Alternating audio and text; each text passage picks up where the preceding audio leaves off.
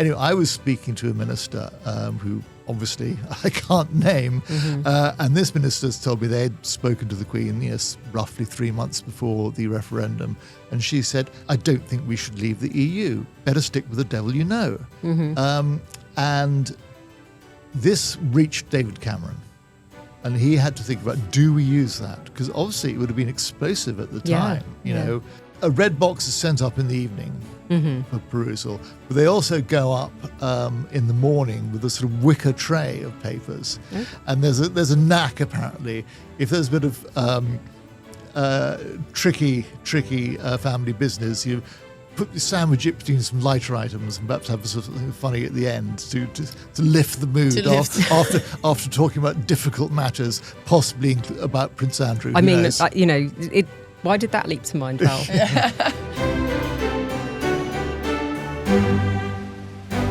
Hello and welcome to Season 5 of Right Royal Podcast with me, Andrea. And me, Emily. We are back after a long summer break and raring to go with so much to discuss. There's never a dull moment on the Royal Beat, and we have plenty to catch up on, including a new home for the Prince and Princess of Wales and some eye-popping headlines from some newly published royal books. The royals are back at work this week and we're going to take a deep dive into all of this week's royal news, but I'm also very excited about our special guest this week. It's Valentine Low, author of the brilliant new book, Power and the Palace, which lifts the lid on the interaction between the royal family and the politicians running the country.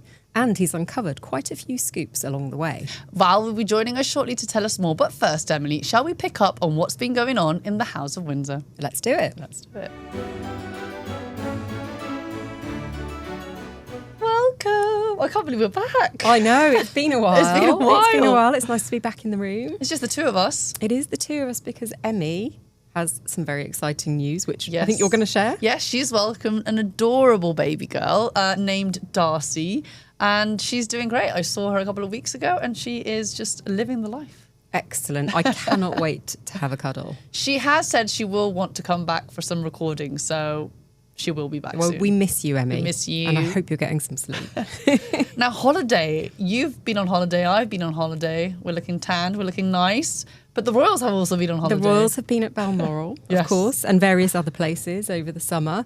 The family gathered there the week before last. I think most of them were there. The King's wider family all got together. The younger royals, the young cousins, which I imagine was a great deal of fun.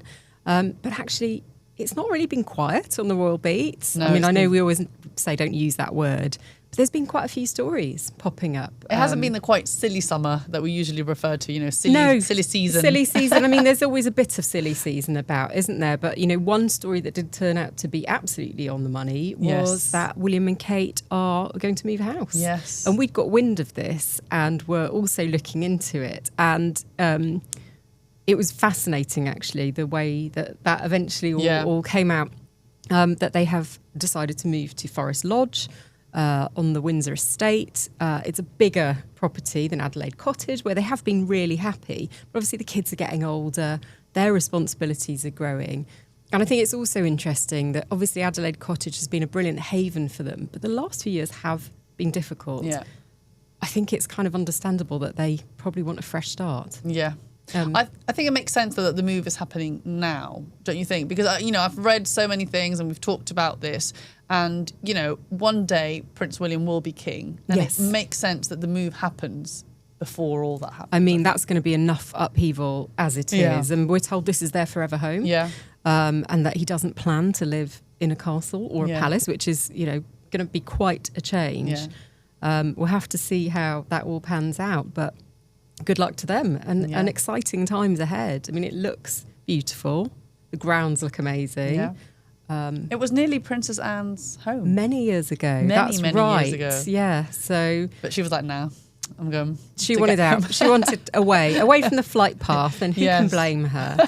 Of course, Princess Anne had her 75th birthday, which was fabulous. We hope she had a great time. She was sailing off the west coast of Scotland. What else has been going on?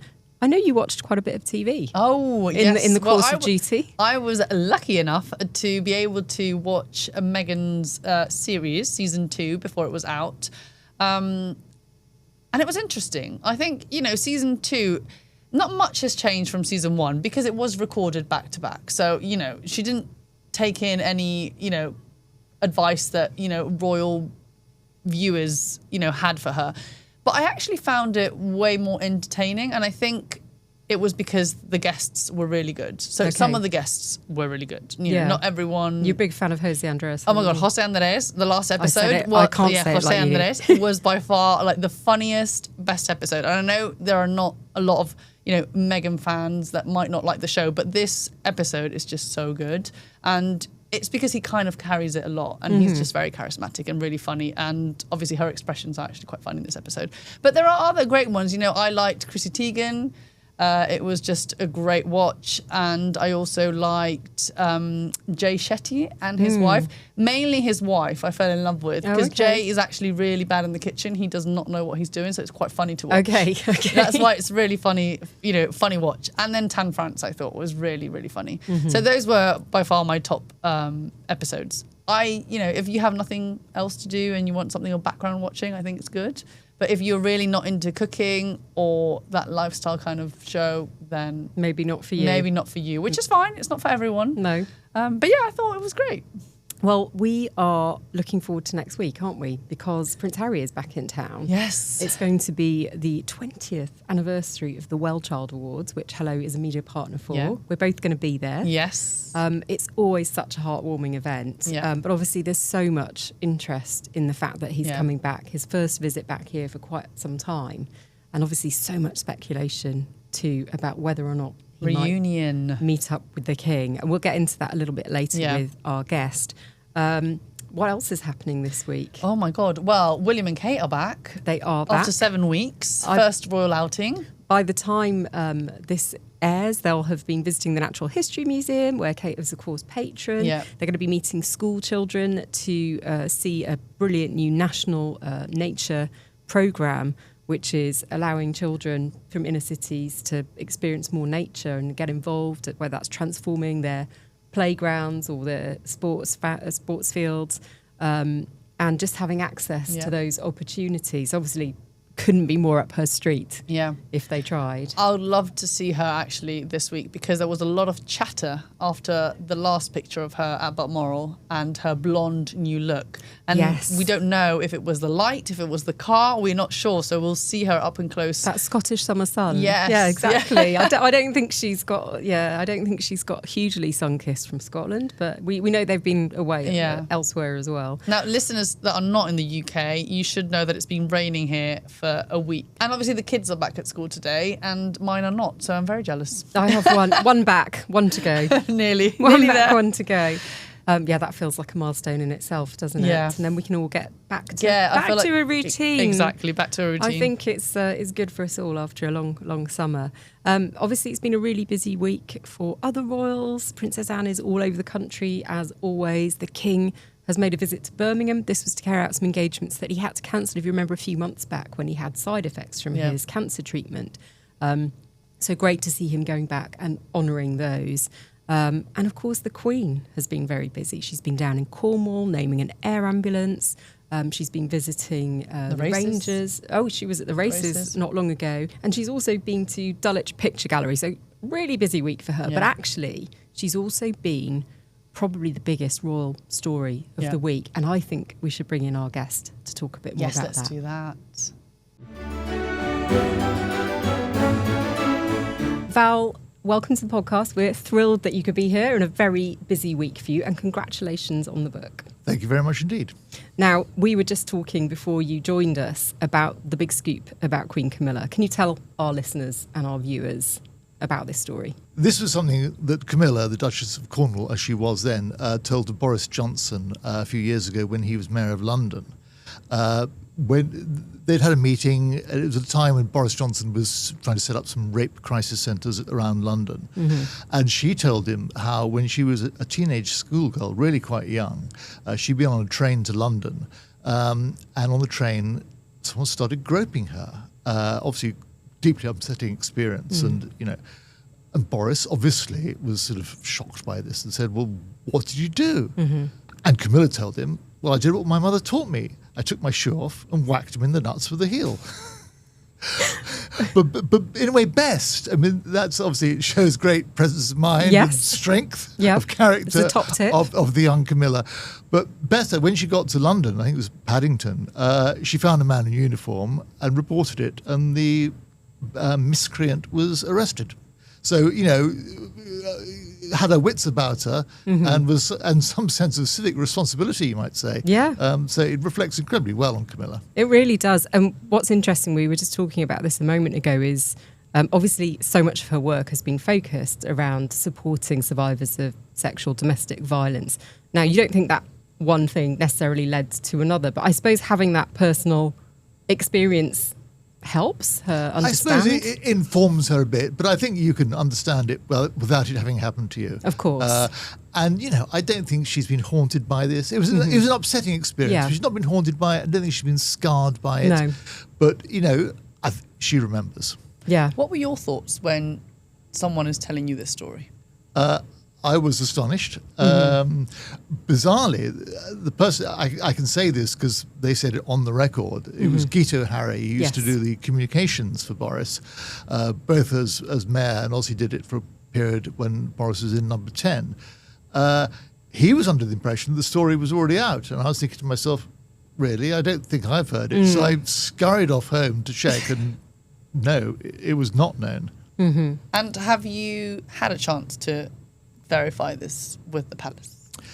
Yeah, obviously I spoke to the Palace, and I'm not going to say how the conversation went, but I came away with the impression that Camilla has got a kind of pragmatic attitude to the whole thing, that, if her experience being discussed in public gets across the message that there's no shame or stigma for women or girls who are the victim of attacks like this, that if it helps other victims talk about it, that can only be a positive. So some good can come out of this. That's wonderful. Now, your book here, which is fabulous, is a serious piece of writing. I counted about 41 prime ministers spread between 8 monarchs. I mean, a few of them had several sittings as prime minister, didn't they? Yes. What made you want to write it? I think what it was is I was just puzzled. I mean, I think I'd either seen one of those programs about Queen Victoria or read a book, but I couldn't understand how we got from Victoria, who just was so involved in politics, really meddled away. I mean, she put Charles into the shade. She tried to influence who the prime minister was. She tried to get ministers sacked. She tried to influence government policy. I mean, she got stuck in. How we got from that to Queen Elizabeth II, who did everything in her power to be above politics, didn't want to be seen choosing the prime minister, a total transition. And in that period, from Victoria to Elizabeth, no one wrote a new rule book. No. Things just changed in that sort of strange way that the British Constitution changes. And I wanted to look at that. I think you've done it beautifully, obviously. I think it is really interesting, though, because you sort of chart the changes in society as well that show how successive monarchs realised that they needed to adapt with the time, something that's still going on even as we speak. And the historical material there is absolutely fascinating, but really it is Elizabeth II who comes across as the star of the show. Was that your finding? Very much so. I mean, I think there's a kind of fascinating thing that there was a real change between about the end of the Second World War and sort of the early to mid period of her reign. So 1945, her father George VI, he's still expressing opinions about who should be in the cabinet, who should have what job. I'm not saying he gets his way all the time. I'm not saying he does it very often, but he thinks it's perfectly okay. There was one point whether someone called Hugh Dalton or Ernest Bevin should be Foreign Secretary, and Clement Attlee, 1945, was saying, I think I'm going to appoint Hugh Dalton, who was this sort of posh left-winger. And George VI said, well, I think Ernest Bevin would be better. Ernest Bevin, working-class chap. Anyway, Ernest Bevin became Foreign Secretary and was a brilliant Foreign Secretary, one of the best we've ever had. And there was George VI thinking it's perfectly okay and fitting for him to express opinion. Now, whether Attlee changed his mind because of the king, I don't know, that's for historians to argue about, but George thought it was okay, and move forward to Elizabeth, she would not have done anything like that. No. And there's another. I mean, I'm getting quite historical here, but please forgive me. No. When Churchill lost the election in 1945, Labour came in, Clem Attlee came in, George VI was so upset that he wrote not once but twice to Churchill saying how sorry he was to see him go. Move forward just 25 years to Harold Wilson. Now, Harold Wilson had a great relationship with Queen Elizabeth. They really got on. He was one of her favourite prime ministers. When he lost the election in 1970, he wrote in his diary, I think it's in his diary, that he thought the Queen was sad to see him go. And then he said, but obviously she cannot say so. So in that period of 25 years, you go from George VI happily writing 2 letters to Churchill, and the Queen Mother she became. She also wrote to Churchill.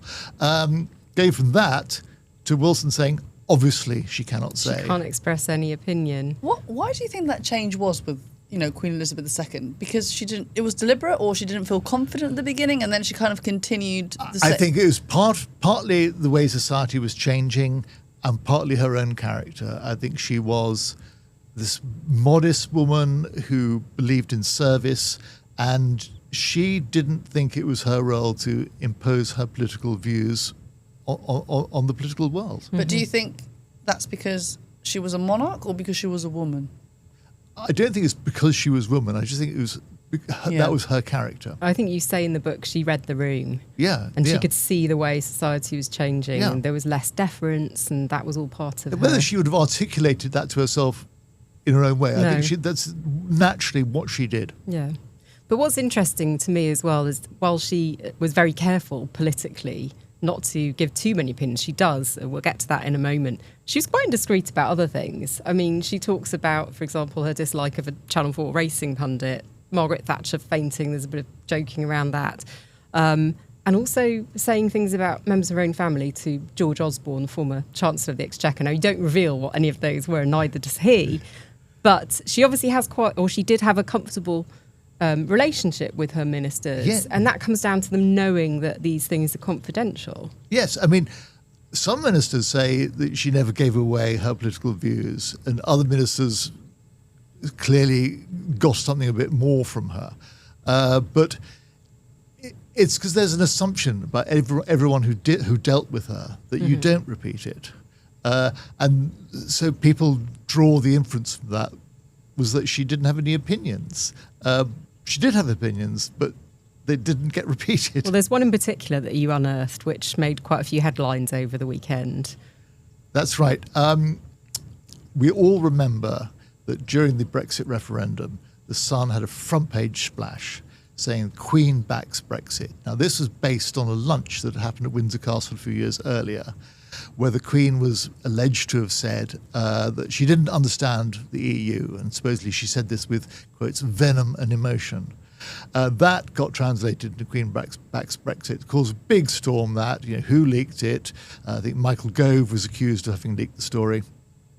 But the Sun got into trouble because the press regulator said that the headline was not justified by the words in the article, i.e. some vague dissatisfaction with the EU expressed at lunch a few years earlier becomes Queen backs Brexit in a referendum. It's obviously a bit of a stretch. Yeah. Anyway, I was speaking to a minister who obviously I can't name, and this minister told me they had spoken to the Queen, roughly 3 months before the referendum, and she said, I don't think we should leave the EU. Better stick with the devil you know. And this reached David Cameron. And he had to think about, do we use that? Because obviously it would have been explosive at the time, you know. And, we all know the results of the referendum were very close, 52-48. I mean, might it have swung things the other way? I don't know, but it certainly might have done. Yeah. Anyway, but he decided not to, I think quite rightly, because you can't betray private conversations for your own political ends. No. But it's finally come out now after a period of years. Well, congratulations on digging that one out. It's absolutely fascinating. We also learn that the Queen liked to catch ministers out if they hadn't done their homework, which I enjoyed. Yes. I mean, I think she did it with Churchill. I mean, it didn't mean to. There was some Foreign Office telegram. That's the long reports that ambassadors write to the Foreign Office, and 3 pages. So telegram is perhaps a slightly misleading word there. And it was, I can't remember what country it was about, but it was the Churchill's private secretary had pointed it out to him, and Churchill said, yes, I'll read it. And then the weekend came and he still hadn't read it. And then he goes to have his audience, and the Queen says, oh, interesting telegram about Iran or whatever it was. And Churchill was furious afterwards and said, why didn't you draw that to my attention, to his private secretary? His private secretary said, I did. Oh, he learned his, but Wilson in his early days was caught out having not read something properly in the Queen. So it's a reminder, of course, that the late Queen was always very much across her papers, but not to the extent as some people believe. She once told Tony Benn, the left-wing Labour MP, Anthony Wedgwood Benn, as he was originally, that this is when there was a strike at GCHQ. So these Foreign Office ambassadors' telegrams weren't coming through, and she was quite relieved because she didn't have to read them. Gave her a bit of time off. It gave her a bit of time off. We're going to jump ahead a bit, actually, because while we're on this topic, I love the detail about the red boxes, because we all know about these red boxes, but you go into quite a lot of detail. Tell us a little bit about those, the different sizes, and I'm really interested, particularly in that when there was difficult family. Issues. How the private secretaries tackled that? So the red box is people, because it's government papers to a large extent, but not just government papers from a variety of sources. People think that the government packs up a red box and sends it over to the palace. No, lots of papers come in lots of boxes to the palace every day, and then it's the private secretary's job to sort out what the Queen or King, whoever it is, needs to see. And there's 2 sizes of red boxes, a sort of smaller one for the week and a larger one for the weekend. You would think it's the other way around. Although I think that I gather that King Charles... he supersizes, doesn't he? Large or extra large? He wants large all the time because he wants to read everything he can. I mean, the Queen, I think, read everything she should. Charles wants to read everything he should and a lot more. Right. And so the private secretary sorts this out. But so a red box is sent up in the evening for perusal. But they also go up in the morning with a sort of wicker tray of papers. Okay. And I think private secretaries, they can you can find them on the floor of their office on their knees with papers spread out all over the floor, working out which order to put these various papers into the wicker tray to take them up. And there's a knack, apparently. If there's a bit of tricky family business, you sandwich it between some lighter items and perhaps have something funny at the end to lift the mood after talking about difficult matters, possibly about Prince Andrew. I mean, why did that leap to mind, Val? I would like to know how long, obviously, this project has taken you, and which maybe your top 3 moments where you were really surprised. Because obviously you've been covering the royals for so many years, so I feel like it's difficult to shock or surprise you. But I'm sure there were some. Well, the whole thing took me about a year, I guess. To write, and then of course you go through the editing process. But from starting research, I did about 9 months of research and about 3 months of writing. Obviously, the Boris Camilla thing that surprised me, and when this ex-minister shared the thing about a Queen being a Remainer, that surprised me. Yeah. Not because she was a Remainer, but the fact they were prepared to say it. Yes. But other things, I was talking to Richard Luce, Lord Luce, who had been a minister in Margaret Thatcher's government, and also he was the Lord Chamberlain of the Queen's household later. And I interviewed him for my last book, and I just wanted to check something with him. And so he's a terribly nice man, and I rang him up and we were chatting away. And he told me this story about the Queen and Jordan, and what it was in in the early to mid 80s, 83, 84, can't remember. The Queen was due to go on a visit to Jordan, and sort of practically the day before she was due to go, the security situation there changed, and there was, I think, bombs went off. It was all looking very dodgy. They were worried there would be a threat to the Queen's life, and they had to have a bit of a conflab about whether the Queen should go. So it was down at Chequers, because Margaret Thatcher was down at Chequers. So Richard Luce, who was a Foreign Office minister at the time, he was down there, and the people involved in this discussion were him, Margaret Thatcher, Geoffrey Howe, who was the Foreign Secretary at the time, and Michael Heseltine, who was the Defence Secretary. And Luce was all in favour of the Queen going to Jordan. He thought she should stick with Plan A. Heseltine and Howe were very strongly against it. They thought it was too dangerous. Thatcher didn't know what to think. She couldn't make up her mind. Eventually she said, well, I think we should ask the one person around here who's in touch with the man in the street. Dennis? Dennis Thatcher was summoned. He was given a large whiskey. The situation was explained to him. And Dennis, what do you think? And he thought about it for a moment. And he paused. Then he said very slowly, well, I think Queen Elizabeth I would have gone, so Queen Elizabeth II should go.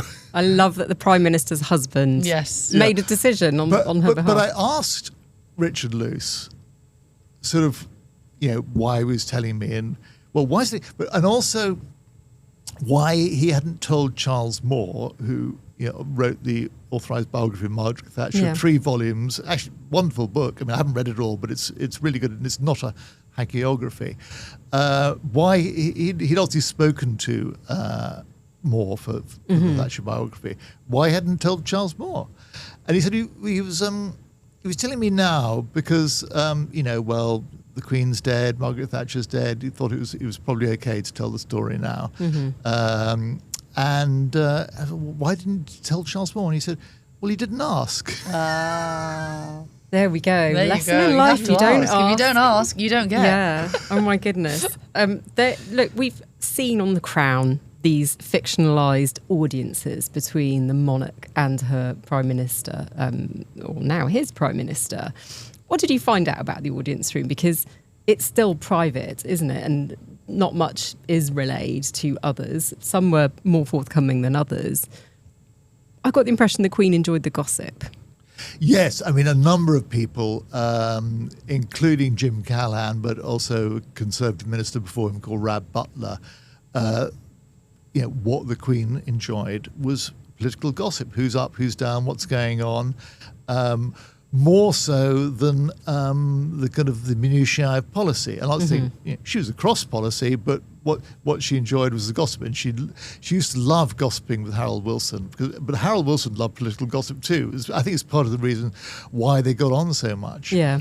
And a private secretary did tell me that sometimes notes were prepared for the Queen, saying what topics might come up. They did, and these would be written in sort of slight code.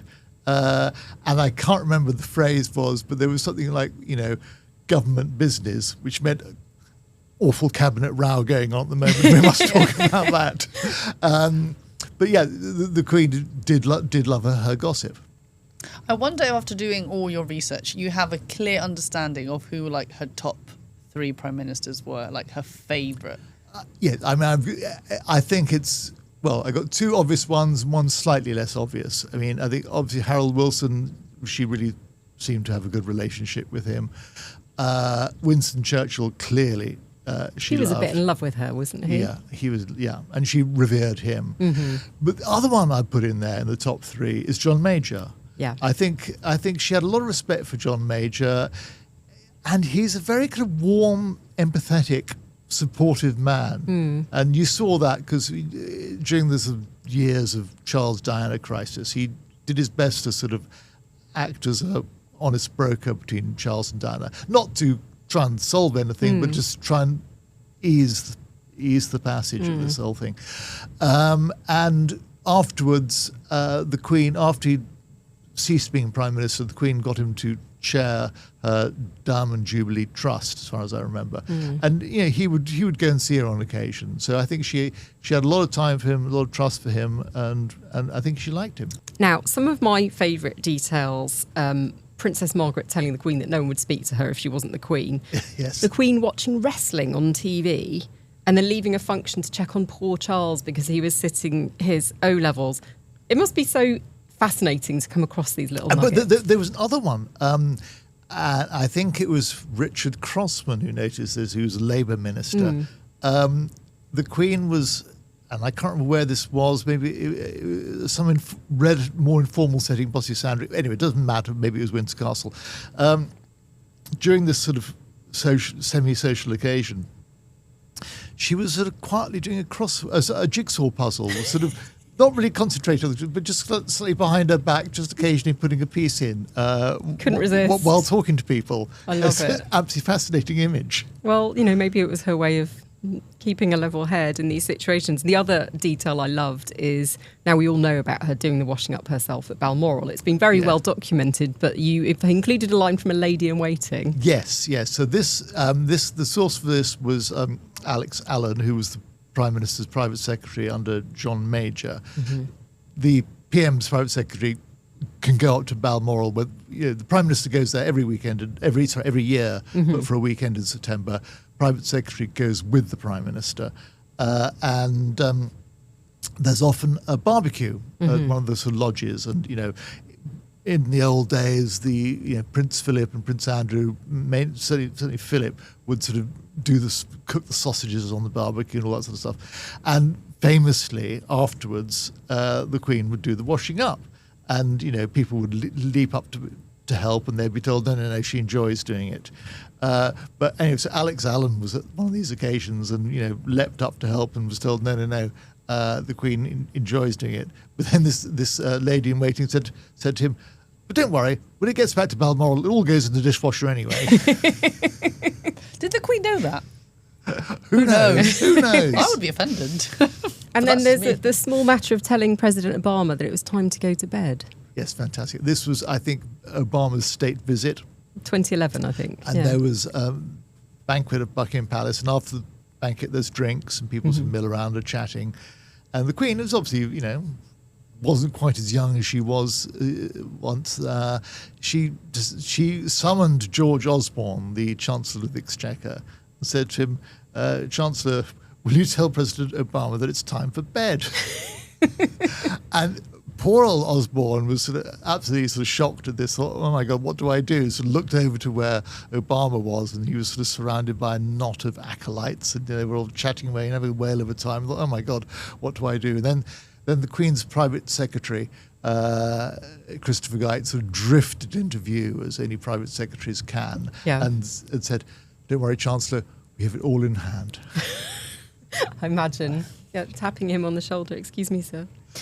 There are so many gems in this, but one that really intrigued me was the Queen going to Ardnamurchan to a lighthouse, and there'd been a story, hadn't there, about her potentially having a heart problem. Yes, that weekend, there'd been a story in the Sunday Times, I think it was the Sunday Times, could have been another paper.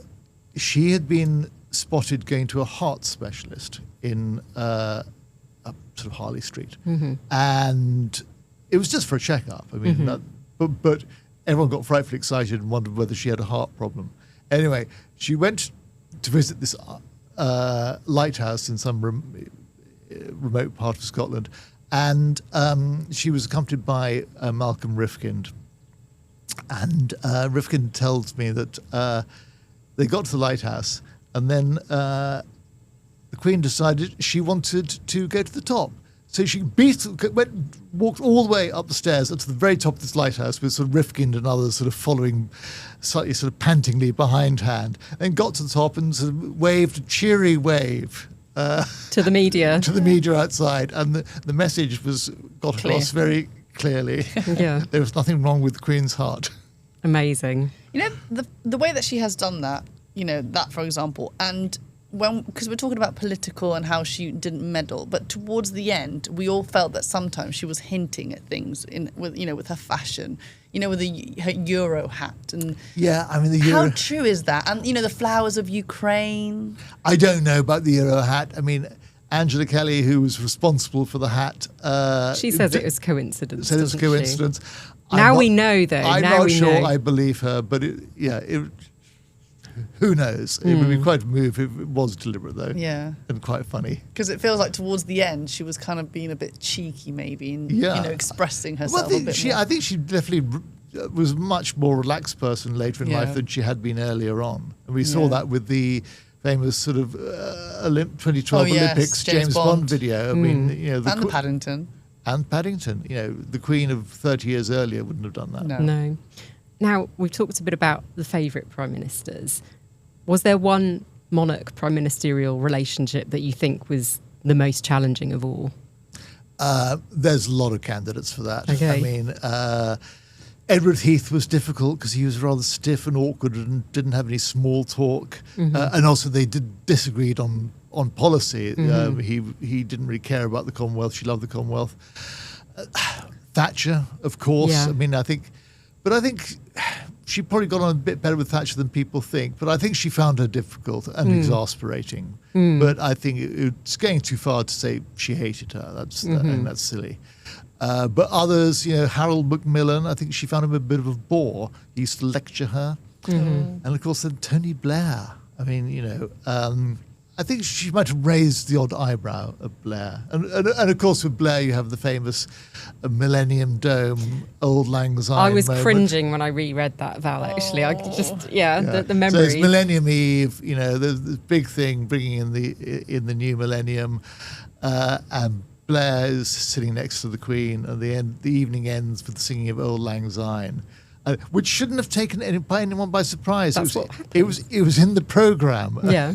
Anyway, they get up, and of course the mythology has it that Blair grabbed the Queen's hand. Oh, no. That's not what happened, because you watch the video and it's quite clear. She raises her hands, and he's been wondering, oh my God, what do I do? Because to grab her by the hand is awful, and to not grab her by the hand is awful. There's no good outcome here. Anyway, she raises her hand, so he takes her hand. But perplexingly, she doesn't cross her arm. So everyone else is doing this, and for anyone who's not familiar with this, particularly in the US probably, Old Lang Syne, traditional song sung at New Year's Eve. People cross their arms and hold hands with the people alongside them. Yes. And sort of wave them up and down. That's the best way I can describe it.